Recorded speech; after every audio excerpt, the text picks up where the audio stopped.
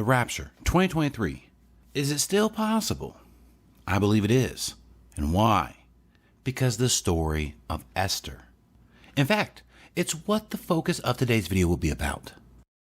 In fact, if you recall, in this video here, the Esther wedding ring eclipse video, that Esther 2:18, and uniquely only demonstrated in the Greek Septuagint, that Esther is given a wedding feast that lasts 7 days long. A perfect prophetic archetype of the rapture.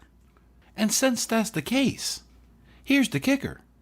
It's in Esther 2:16 that we discover Esther goes before the king for this wedding feast during the 10th month of Tevet, which, pulling up this slide, begins December 13th and ends January 10th of 2024. What's also fascinating is that the king gives gifts to Esther, just as Esther 2:18 points out.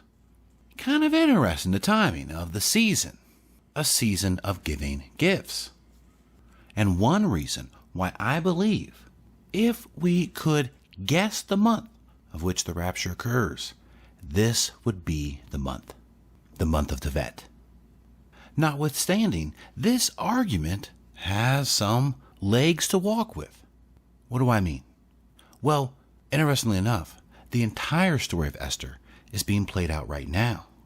As the story of Esther takes place in Iran, the main bad guy is named Haman, and his plot to kill the Jews begins with this hatred against Mordecai, who is a Benjamite, and as we discovered in this video, born on an eclipse.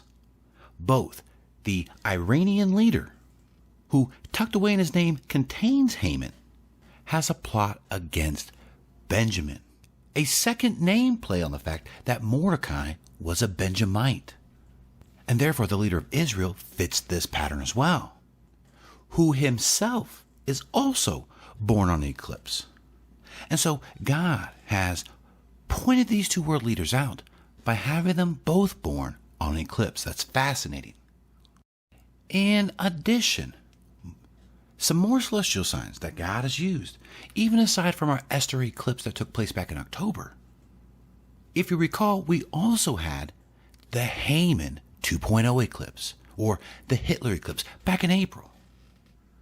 And we call it the Hitler eclipse for two reasons. For example, that eclipse marked Hitler's 134th birthday.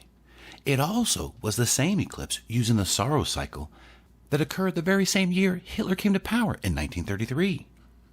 And turning to this slide, and since we know that Hitler's plot was to exterminate the Jews, the exact same plot as Haman, it's fascinating that that particular eclipse also occurred in the constellation of Pisces, which also was associated with Haman, and therefore it was the Hitler Haman 2.0 eclipse, but also the Antichrist eclipse, as he will seek to exterminate the Jews as well. But what is the underlying theme between these two guys? Anti-Semitism. And isn't that exploding on the global stage right now? Saints, this eclipse that God put in the sky for us pointed out the rise of anti-Semitism that we are witnessing right now. But don't forget, pinned to Haman from the story of Esther. Which brings me back to the Esther wedding ring eclipse.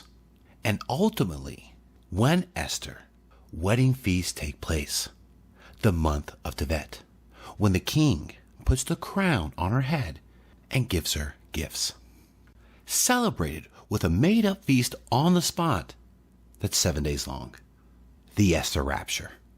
And so, saints, I fully believe that right now is a viable window for the rapture. Could be wrong. Definitely could be wrong. Take all things before the Lord first.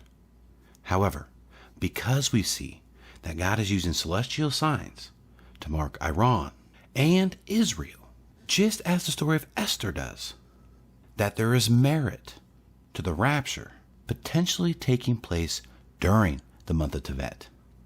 And which is where I want to end today's video. I know this was short. I'm still in transition, moving from Kansas City to New Mexico. In fact, I'm in a hotel recording this video right now.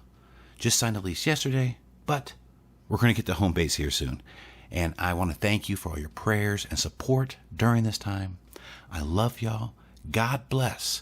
and Maranatha, King Jesus.